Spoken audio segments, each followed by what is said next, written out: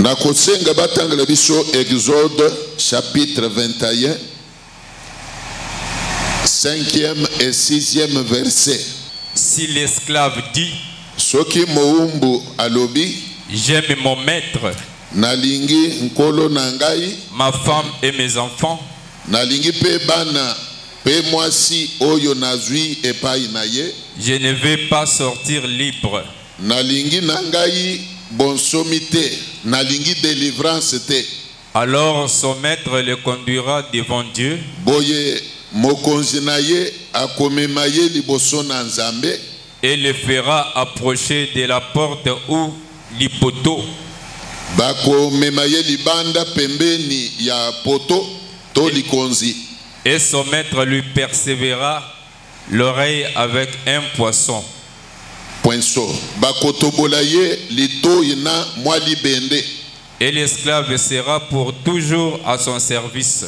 Pe moumbu yango akotikala libela moumbu.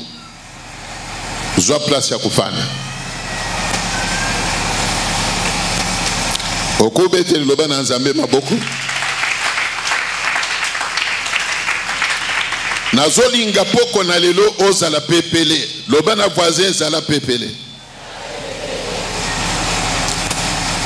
Na otukolobeke na poko na lelo, il va se passer beaucoup de choses na vie na yo.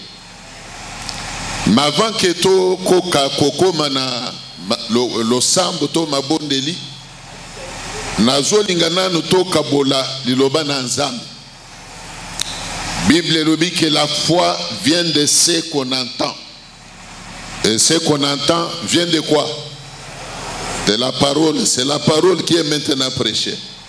Zala attentif. Likamnabiso ezeli délivrance. Nengo zawano oyamba délivrance. Délivrance de la prison satanique. Tozwa kita ebele ya kosambela. Avant-hier to sambelaki au point que Nzamba kitaki en personne kati na biso. Asali musala munene. Lobi l'équipe to sambelaki mingi. Na ko yebisa yo ke prière osalaki lobi et que ofelete. Même les lopé to ko sambela mingi. Délivrance de la prison satanique. Tolobaki ke tozolinga ya yo nyonso ekangama na maboko ya Satana eyamba délivrance. Même esprit na yo wana soki ti lelo ezalaka na mulangi quelque part, mulangi wana esali nini? Mulangi esali nini? Epasuka. Santé na yo soki ekangama quelque part, ndenge na lobaki ke ba misusu baza lokola Miyama ya bando ki bachia likolo na mutalaka, bachia ka moto na se, ndozo mona sante zoko ka kozala malonga te. Moto bango bachia ka wana. Tika na yebisa yo, Nzamba zali moto koleka ba moto nyonso. Tangu moto na Nzambe zokita, oya bando ke zokufa. Sante na yo pe eyamba délivrance. Mais comment recevoir la délivrance de l'isolo nabiso ya lelo? Ndenge nini moto ako yefsala po yamba délivrance? Pambate woya kubibawa baninga bazui délivrance yo zuite. Nalingi na ede yo natalisa yo. Zela nini moto ako yamba la délivrance? Que faire pour recevoir la délivrance? Parfois, il faut comprendre que au côté de service, il y a délivrance. Et si mbakate faute ya yo moko, manquement songolo pakala nde salaka ke parfois délivrance na yo esimba te. Olo pambulo mutu moko nzamba pambulo mutu moko nzamba pambulo mutu moko moto na lingi nzamba pambulo ezande yo kaka poko na lelo ata batu nyonso bakupambula mate me yo pambulama lokolo tozana likambo ya délivrance nzamba délivre mutu moko moto na lingi nzamba kangola eske ezali awa o na lingi nzambe a délivre eske azali awa toko sentir ye o ya lingi nzamba délivre ye nzambe na likolo akokisa posa ya mutema na yo. Comment recevoir la délivrance? Rapidement likambo ya liboso na lingi to banda na yango pesanga mato ilanda bien. Likambo na liboso na lingi to banda na yango. Tozui exemple ya besclave. Na tangu na kala Zamba pesa kipe moi mibeko moi balwa pour la délivrance ya besclave nde na lingi tozo ango lokolo exemple landanga yoyo mukanda batangi bible ezolobe que esclave oya sengeli koyamba délivrance esclave oya sengeli koyamba délivrance soki aboyi délivrance asepeli na mukolo na ye maître na ye oya kanga ye na ki esclave wa aboyi libération aboyi délivrance batika ye maître na ye fois mema ye même devant Nzambe ataliseke ngayanga naza na problème te. Mais esclave ye moko aboyi délivrance, esclave ye moko aboyi bonsomi, azwa Nzambe a témoin, azwa Nzambe a témoin. Ndengo yoki Bible ezolobe ke maître na ye akotia ye sikoyo elembo akotobola ye litoyi, preuve ya que esclave oyo asepeli na ye kokoba na kozala esclave aboyi délivrance aza na souci ya délivrance te, a préféré na vie ya ki esclave batobola motoyi litoyi etikala lokola elembo pour que vie na ye mobimba akoba kozala kaka esclave. Y a-t-il des gens qui me suivent? Nazui exemple pour na kotalisa yo que un esclave azali en quelque sorte prisonnier. Le corps de l'Ikamnabi soit délivrance de la prison satanique. Autrement, tokolo beke délivrance des prisonniers. Et là, na lingina lobanini. Esclave pona kobima. Na ki esclave. Ezo senga volonté na yemoko. Ezo senga prise de conscience ya yemoko.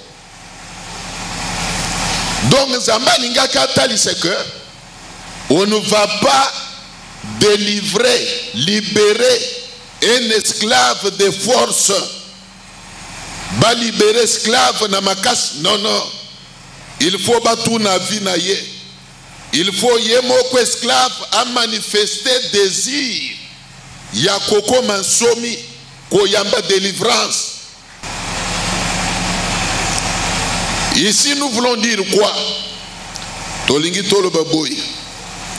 Ozana besoin ya délivrance. Il faut manifester. Oko manifester devant Nzambe. Oko sale ke Nzambe pesi kazali amone que obaye ki prisonnier ya bandoki. Oboyi ki prisonnier ya bandoki.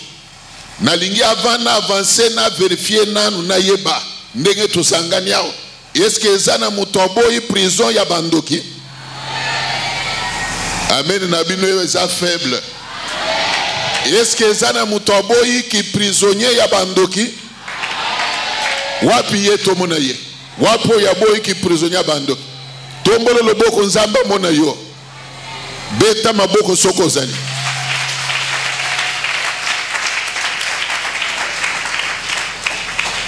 Il faut nanu eloko liboso mutuye moko azo conscience. Azala peut décider et même déterminer. Yake na boyi vi oyo. Vi oyo nazana yango na boyi. Na boyi kozala muumbu ya monde des ténèbres. Na boyi kozala esclave ya monde na mulili. Na boyi kindoki emonela ngai. Lobananu na boyi bandoki ba monela ngai. Okolo bango avec force. Même ndoko afandi pembeni na yowan ayoke ko boyi misala na bango. Ba monela yote. Ba dominer pe yote. Lobananu ba ko dominer ngai te. Ba kolonga ngai pe te. Kola pambula yo. Nzamba pambula yo. Nde loko na liboso yangwana. Nzamba soki pakakaka na bato bazoki melepai na ye.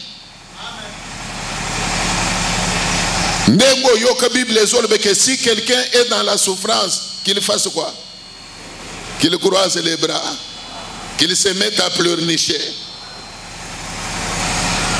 Mokokuto mutu mususu azana vie ya passe malingi lusambu te. Nzamba kukipe yote. Ozana vie misérable, mais olingi lusambu te, olingi koluka nzambe te, ozana conscience te. Vina yo malonga te. Kimia te, esengo te. Place ya kufanda ezate, stabilité ya vie ezate. Bana ba panzana, incapable même ya koboko la bana. Mais ozana ngo souci moko te. Ozana souci ya kolukela ngo même délivrance te. Ndekuteka na yebisa yo, Nzamba ko s'occuper na yo te. Dieu ne s'occupe que de ceux qui prennent conscience d'abord. Olo pambule mutumoko. Nzamba pambule mutumoko. Nzambi fwa mona yomoko boyi vi ya passe. Oboyi vi ya koonga. Vi ya mendicité. Oboyi vi ya dépendance. On s'est décidé au lobby non. Abat la dépendance. Abat la dépendance. Na mené pe vi ya dépendance tangu mulayi. Moma ekoki. Natika ko dépendre na batu. Mais batu baba ne peut ko dépendre na ngai. Bien aimé tika na ibisa yo. L'air nzamba zo mona décision wan. Nde nzamba ko kita. Asali pe posa na yo. Miracle salemi de délivrance pe salemi. Pe sanga amene na continuer. Elima ya liboso. Volonté nanu ya mutuye moko. Oya zana besoin ya délivrance. Il faut à manifester volonté. Volonté manifesta ka yango na kuluka nzambe. Lokola hawa yo yeboyi. Eza pe preuve ya kozana volonté ya délivrance. Oya zana volonté ya délivrance te. Awo biso ozali awo. Yazana ndako. Oya zana volonté ya délivrance te. Les biso to gêné wan. Ya gêné te ya le. La bonne volonté est botaka prise de conscience. Et utaka d'abord na prise de conscience. Ya mtu soka azui conscience. Ya komone ke vi azo mene eza yangote. Mtu soka azui conscience nde sika mtu amona keke no. Ngai vi nazo mene nazo merite. Ebongi kutu na mwana na nzambe. Soki nanu mtu azui conscience te. Même côté le mapona kendo kologa nzambe. Ekozala pasi. La bonne volonté se manifeste d'abord par la prise de conscience. Mtu azui conscience ya ke no. Modelo inga nazo kende. Eza yangote. naza mwana na nzambe nazo mériter situation ya boyete baninga tokola na bango bakoma niveau mususu mengai modelo nazo zaleza yango te baninga tobala na bango mbula moko bakomi niveau mususu mengai viwo inazo menez eza normalité ndo mona kana lobaka ke avant mutu mususu ayoka mawapo na misère na yo il faut nani yo mukolo vi omiyokele mawo faut nani yo mukolo vi omiyokele mawo même pasteur ndenge nazali awo avant na yoka mawapo na misère na yo faut nani yo mukolo vi omiyokele mawo ndenge Bible ezoloba sentez votre misère. Sentez votre misère. Kolo pambulo mutu moko. Mais l'air ozozo souci ya koluka nzambe te. Ozozo souci ya koluka délivrance te. Ozo manifester volonté ya koluka délivrance te. Ndeko même bandoki oyo balokaka yo bakosala musala. Bakoloba nini? Ye mutu ango asepeli na modèle toche wana. Moyen même balemba na yo ekozala te.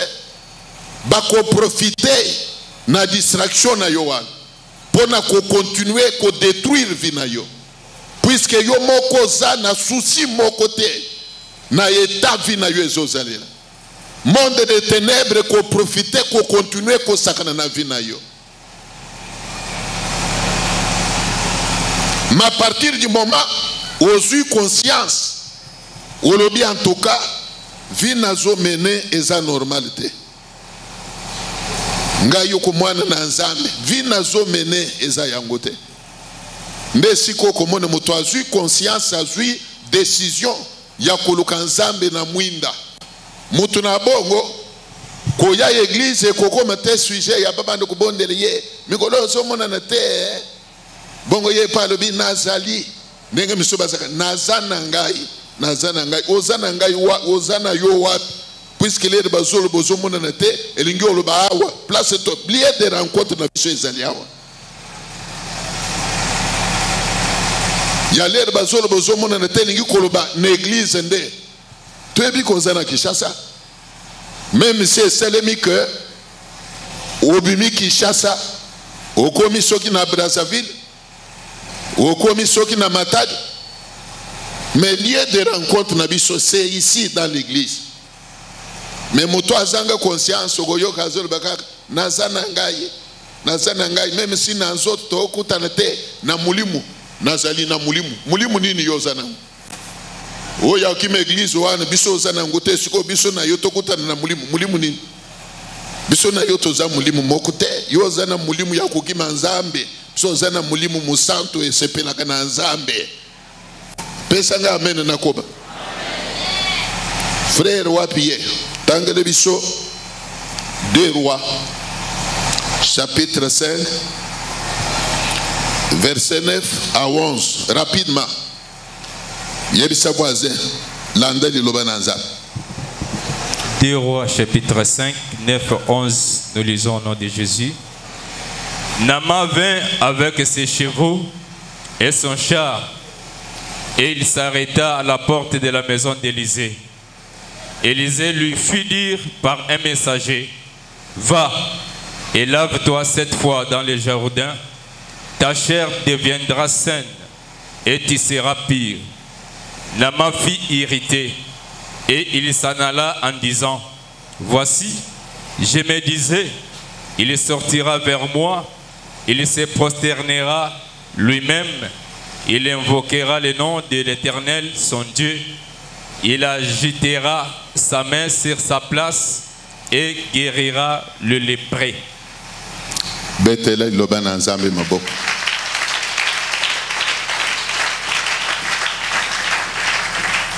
Kolo pambula yo.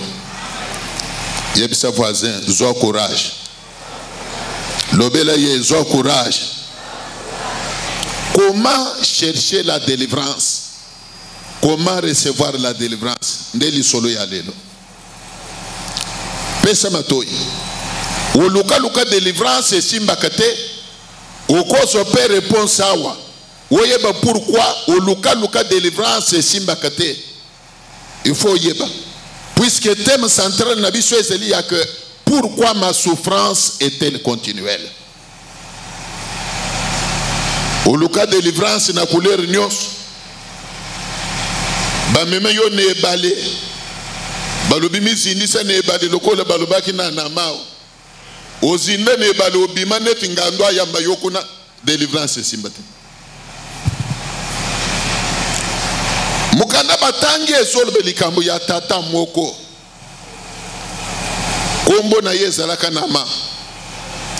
nama zalaka officier supérieur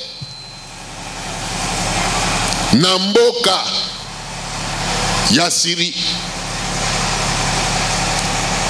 Nama zalaka mokonzi munene, nama zalaka na mbongo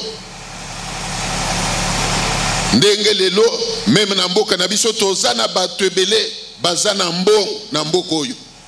Même les bato bazole le crise wan, mais il y a des gens qui se moquent d'eux. Baza na mbongo ebele kaka na mboka oyo.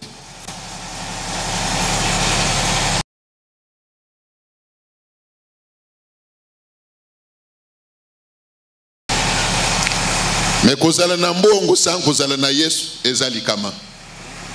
Ezali kama. Ndo monaki mkoana lobaki ebele bazalaka nango ya ebele koleka lelo batikala maboko pamba. Mingi bakoma meme makolo ata mutu ya kutambula nango ezate. Mazalaka na mbongo ebele. Menama balobi boye. En dépit du fait qu'il avait beaucoup d'argent, il avait beaucoup d'honneur. Azaki mutu azaki na possibilité belé. Mais nama zalaka na kimiate. Mama zalaki na kimiate. Ezali pona koyebisa yo ke mbongo epesa ka kimiate. Mbongo epesa ka kimiate. Ezana batu bakanisa ka mbongo nde epesa ka kimia.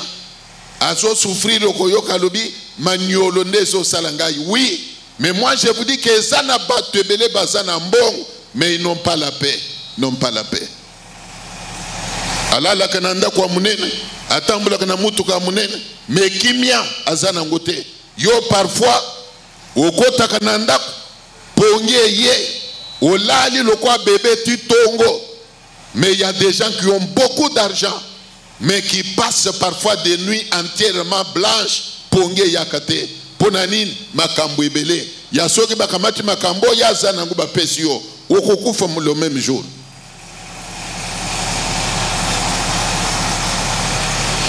Lokola nama zalaka na kimiate. Ponanin, il avait un problème sérieux avec sa santé. Azaki na problème sérieux na santé na ye. Mais mbongo ya zalaki na yango et silisaki maladi na ye te pour te faire voir que mbongo et silisaka makamu nyonso te. Contrairement à ndenge bazolobe que l'argent répond à tout, mais moi je vous dis que l'argent ne répond pas à tout. Olali mbongo esilisaka makamu nyonso te. Soki mbongo ezale kosilisa makamu nyonso, mbele batu ya mbongo bakufaka te. Mbele batu ya mbongo bakufaka te. Fale mbongo ebengana kaliwa. Mokomone mutu ya mbongo akufi. Atiki ba mal na ba mal ya dollar. Atiki na ba mbongo musuna maboko abatu. Oyo fami na ye yebite. Makufi ye wanakei. Mbongo etikali mususu na maboko abatu. Kome ndeko mboko akufaki. Na matanga. Batmi bale ba ye. Oya lobi. Soki matanga esili. Il faut to solo la. Nazana nyongo ya ndeko na bino ya $10,000. Mususu alobi ngai nazana nyongo na ye ya $15,000. Lokola kufi nde na ye komila kisa soki matanga esili na koya kopesa. Mais bawana bazwaki bonne volonté ya koya komila kisa. Mo bakoza le pe balobi lokola kufi wana to profiter. Osomoni bakundi mutu wa mbongo batie meme billet moko ya $1 na cercueil.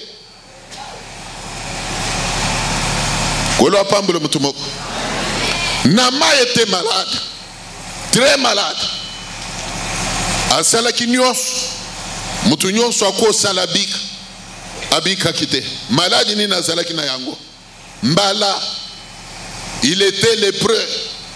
Maladi mabe. Maladi oyo ezali ke meme na moi ya lelo soki bakonzi ya mboka bayoki kaka ke kaya mbala ebimi na monga fula bakolobela ngo meme na media bakamera ekoya bafilme yo balobeli yango meme na media. Maladi mabe tika na poko awa milimu ya maladi ebiba na nzoto na yo. Bien aimé, nama ye kozwa sango ya Nzambe ya Israël. Que na Samarie, il y a un Dieu. Mais ce Dieu-là travaille dans Zela ya Musali na Yemoko. Un prophète azana Samarie. Nyonso alobake koki samaka. Nzambe na ye asili sakamaka nyonso. Na mazui nouvelle, bonne nouvelle qu'il y avait un Dieu quelque part. Et zali pona koyebisa yo que quand nyonso kozala nango pe meme na poko awa olukela yango solution na ndenge nyonso ozwa solution te. Tika na yebisa yo, il y a un Dieu quelque part. Il y a un Dieu quelque part. Alongola kabatu soni. Apangwisa kabatu mai na miso. Abengami le consolateur des affligés.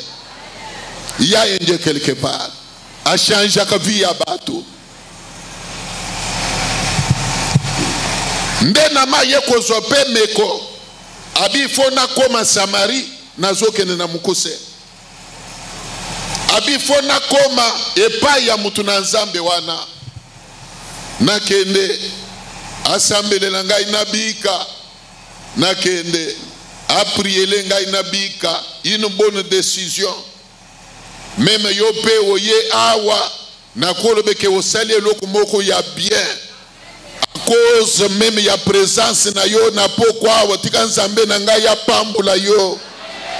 Amen na yo eza ya kolemba. Je répète que rien que pour ta présence à ce culte, Nzambe oyo nazo salela apambola yo. Nama soit qui peut décision ya bien. Ya kokoma na Samarie. Kokutana na musali ya Nzambe. Ndengo yebi Nzamba salaka musala na batu. Awoye kokaniseteke ukomona Nzamba kitia walati sultani na mandefu milai. Ndenge bakosa kabiso omona babimisi foto ya tata moko na mandefu elongi lokole ya mwasi miso elala lokole ya madame shiko bazolo beke nde Yesu Kristo. Nde Yesu Kristo. Tangu Yesu azaki na mukilo photographe nini azalaki wa banda ko kanga ye photo. Oko répondre ngai ndenge frère azo filmer abo na lero wana ba camera ezalaka. Siko yokoti pe moto soka komi liboso na photo wana akomi lokola mamelo. Donc net ya bukana. Yes Kristo. Yes Kristo. Betele kolo maboko.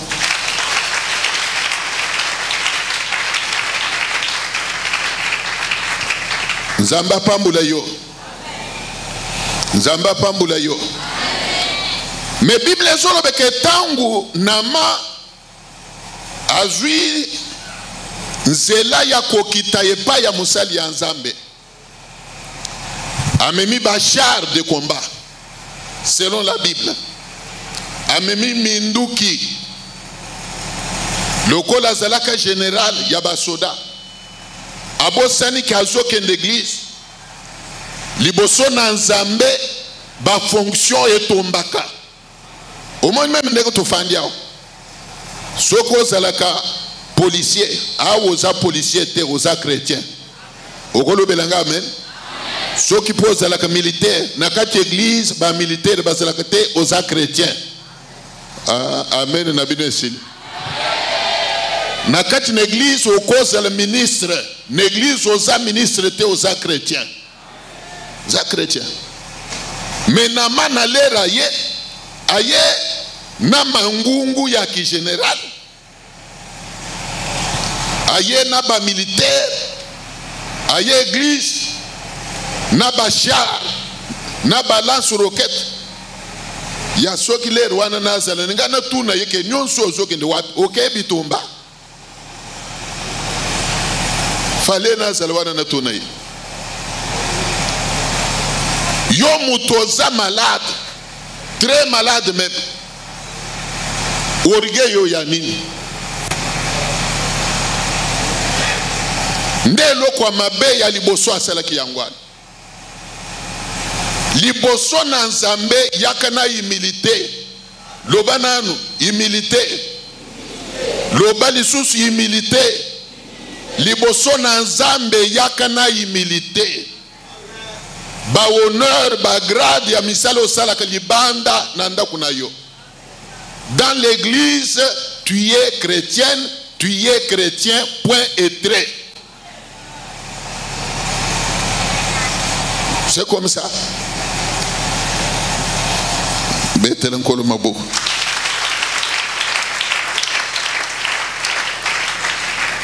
Yami bale le rakei akomi nandaku ya musali ya nzambe a se présenter. Musali ya nzambe azalaki na kati ya ndaku. Musali ya nzambe abimite kaka na a partir ya ndaku de l'intérieur de la maison atindi liloba na mutema zobenine. C'est la parole qui délivre, c'est la parole qui guérit. De l'intérieur de la maison, le serviteur de Dieu lui a adressé une parole, sachant que c'est la parole qui guérit. Alobi na ye nini? Abi kende loba na ye ami boaka na mai ya Jourdain mbala combien? Mbala combien? Na lingina yoka na munoko wa mtu nyonso mbala combien? 7 fois. Lere kaka balobi na ye bongo. Mbala moko Bible ezolobe ke nama asiliki. Nama siliki. Lere asiliki. Abimisi aye buyebi. Na buyebi na zolbeni. Moi je pensais que il sortira devant moi. Il imposera sa main sur le lépreux. Il me guérira. Il invoquera le nom de son Dieu. Moi je pensais que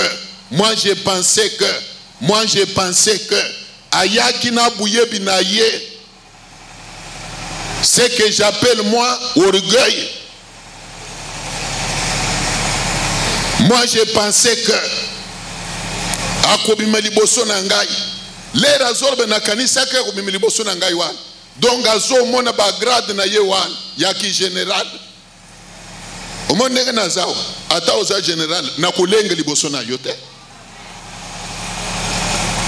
Quand tu viens dans l'église, moi je considère que tu es mon fils, tu es ma fille. Qui peut dire amen? Amen. Même si il arrive que Nzamba tindi ministre moko en fonction, abande ko prier na biswao. Dans l'église, je considère que tu es mon fils, tu es ma fille. Loba amen ya bien. Osamwana nangai, nakumona ki ministre te.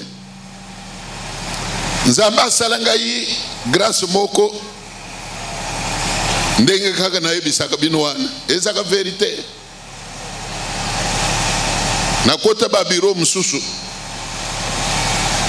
Parfois oko kamwa. Mais Nzamba sala grâce moko ya que devant les autorités, quand moi dans certains bureaux na koti boyo moni autorité wana fukami. Afukami. Abi évêque prie pour moi. Dieu est témoin de ce que je vous dis. Les razo fukama wana qui autorité na ye esilité. Là il se comporte comme un fidèle. Il se comporte comme un chrétien, mais devant son berger. Nzamba pambule mutumoko. L'air asiliki abandi même ko vante bibale yamboka na bango. Abandi kotanga labana le parpa. Ne valent-elles pas que toutes les eaux d'Israël ne pouvais-je pas m'y jeter pour devenir pur? Comment il me dit de me jeter dans les Jourdains comme si chez nous il n'y avait pas de rivière? Abandi ko vante wana tomboki aye rouge. Aye rouge. Quelle leçon a lingi to tirer place wana? Soko lingi délivrance la tanano komikitisa. Loba amen. Au moins ndenge to sangana ka même ndenge to sangana na pokwa. Même ngai je n'ai pas non plus intérêt à m'enorgueillir. Nacha lufundo ya nini? Bien au contraire, je suis votre serviteur. Votre serviteur pourquoi? Mikolonio soy, ceux qui n'a ya qu'avant, et c'est pour nous servir bino. Nama a failli rater la guérison. Et comme nous parlons de la délivrance, il a failli rater la délivrance. Il a failli rater la délivrance. Ponanini, orgueil. Orgueil. Ayakina yaye bouyebi. Moi je pensais que. Moi je pensais. Tu pensais, tes pensées là, tu as une poche. Bomba pensée na Yohan. Mikitisa. Bande kunabiso. Na bandibu kuna balubaka muya yanganga wa muya. Na bandibu. Nani akolo ba amen. Bandibu bazalea bayoki muno kunabiso wana. Un malade qui est têtu devant son médecin. Akubika te. Frère Tangrebiso, des Rois chapitre 4, versets 8 à 16. Un jour, Élisée passait par Sinem. Mukolomoko Elisa abandaki kolekana mboka moko babengi Sunem. Il y avait là une femme de distinction. Namboka ngo ezalaki na mwasi moko na bokeseni. Qui les pressa d'accepter à manger. Oya bandaki kobondela ye ete andi makolia nanda kunaye. Et toutes les fois qu'il passait, mikolo nyonso mbala nyonso Elisa bandaki kolekana mboka wana. Il se rendait chez elle pour manger. Abandaki kokende pa ya mama wana pona kolia. Elle dit à son mari, nde mukolo moko mama ngwa lobi na mobali na ye. Voici, je sais que cet homme qui passe toujours chez nous est un saint homme de Dieu. Mobali o tato ya koyaka yaka okolia epai na biso awa azali mosanto moto na nzambe. Faisons une petite chambre haute avec des murs. Tikato bongisa moi chambre totiela yembeto. Et mettons-y pour lui un lit, une table, un siège et un chandelier. Kuna totie mbeto totia moi mesa totia moi mwinda. Afin qu'il se retire quand il viendra chez nous. Natina ete tango yako bande koya epai na biso awa alala kokuna. Élisée étant revenu à Sinem, mokolo Elisa azongaki kuna na mboka Sunem, se retira dans la chambre haute et y coucha. Akendeki kolala na chambre wana babongisaki pona ye. Il dit à Géasi son serviteur, Nalobi na mosali na ye Géasi, appelle cette Sinamite. kende na nobenga mwasi yango mamoyo. Géasi l'appela, elle se présentant devant lui. Géasi akendeki kobenga ye pa yaki na lumbangu. Et Élisée dit à Géasi, Elisa lobi na Géasi boye. dis-lui, voici, Tuna nanuye. tu nous as montré tout cet empressement. Otalisi biso boboto nyonso yo. Que peut-on faire pour toi? Nini biso pe tokoki kosala pona yo. Faut-il parler pour toi au roi ou au chef de l'armée? Tolobela yo epai ya roi, tope epai na mokonzi na basoda. Elle répondit, j'habite au milieu de mon peuple. Maman ngwa ya noli alobi nazali kofanda kati na mboka na ngai. Et il dit, Pe alobi, que faire pour elle? Géasi répondit, atuni Géasi alobi bongo sika tosala nini pona ye. mais elle n'a point de fils. Nde Géasi aye koyanula ke azanga mwana. Et son mari est vieux. Pe mobali na ye asili konona. Et il dit, appelle-la.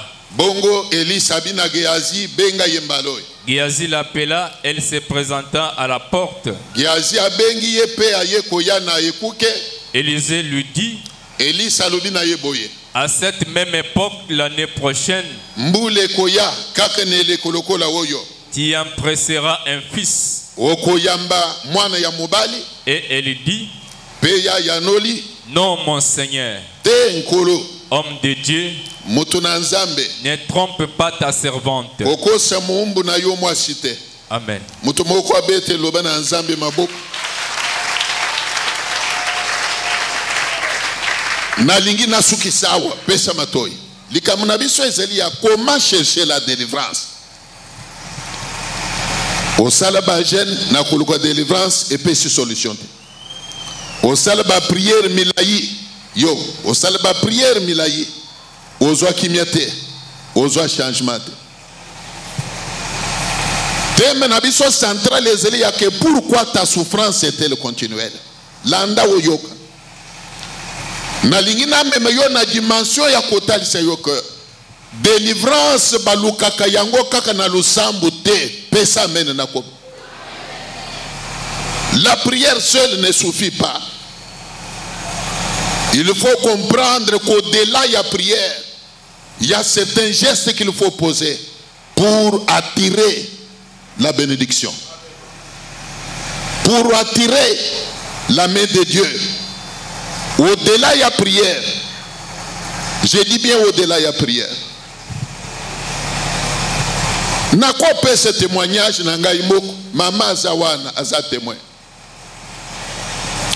Lere nabalaki sika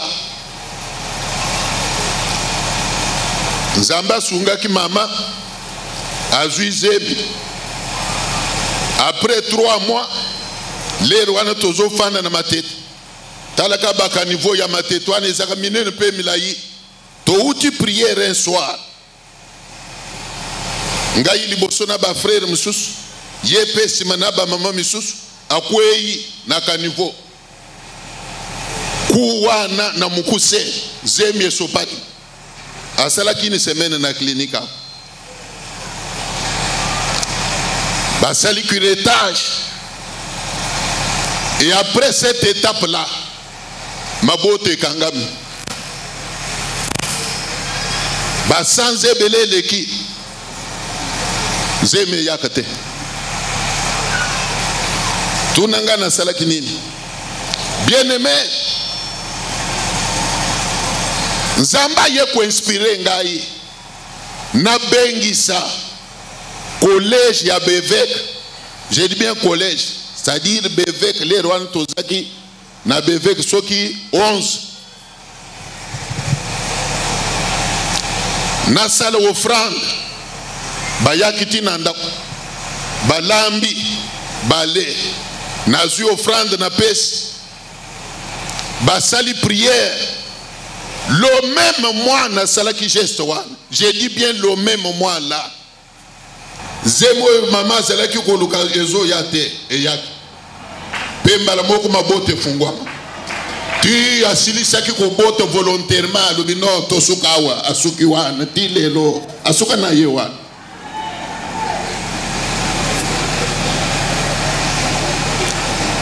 Délivrance balukaka yango kaka na prière te pesanga ya mene na koba. Ugolo ba mene ya bia. Ugolo ba mene ya malonga. Nazu exemple ya mwasi oyo babengiye femme de distinction la Sunamite. Makambo ye ko mami na Bible ezeli po esunga biso édifier biso. Édifier biso. Mwasi azalaki na problème. Azalaki ko botete. banda balaki atikalaki kobota ozo quand même Bible ezobe ke mobali na ye anunaki parfois yo pose là obandi okende na kununa na ebisaka bino ke age les réseaux kende ata ozo sala effort ya elonge mona na kaka jeune mais elonge kubaka kaka ya soki muto fixe bien akomona kaka mamo ya koli